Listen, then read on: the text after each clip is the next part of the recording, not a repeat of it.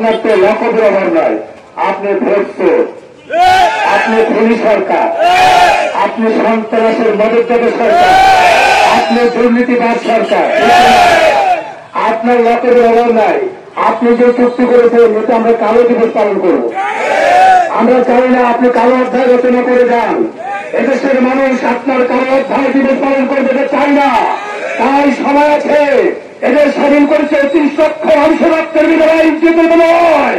আপনি যদি এই চুক্তি বলবৎ রাখতে চান, আরো 30 লক্ষ মানুষ শহীদ হওয়ার জন্য প্রস্তুত আছে কিনা?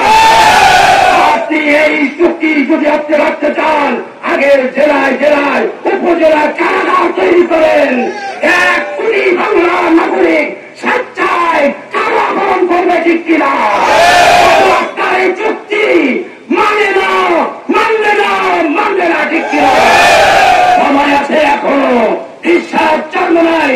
এদেশে আপনারা জানেন আমরা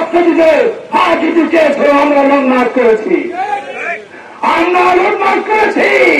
আমরা সে আপনার বন্দুকের গুলিকে ভয় করি না, আপনার প্রশাসনের সন্ত্রাসী বাহিনীকে আমরা ভয় করি না। আমরা ঠিক কিনা?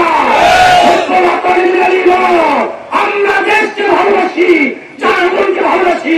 ও সবার চুক্তি বাতিল করতেই হবে, করতেই হবে ঠিক কিনা? আজকে এই সমাবেশ থেকে বলতে চাই, বর্তমান প্রধানমন্ত্রী জনগণের প্রধানমন্ত্রী নয়, কি ঠিক কিনা? উনি 5ই জানুয়ারি প্রমাণ করেছে এদেশের জনগণ তাকে ভোট দেয় নাই।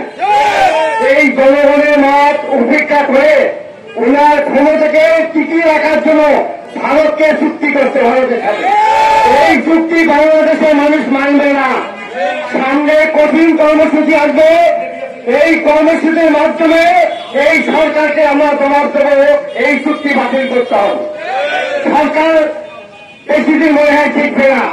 আমরা সরকারের বিভিন্ন কর্মচারী কর্মকর্তা অফিসাররা যে পরিমাণ দুর্নীতি এবং পুলিশ শুরু করছে, এই সরকার আর টিকার কথা না।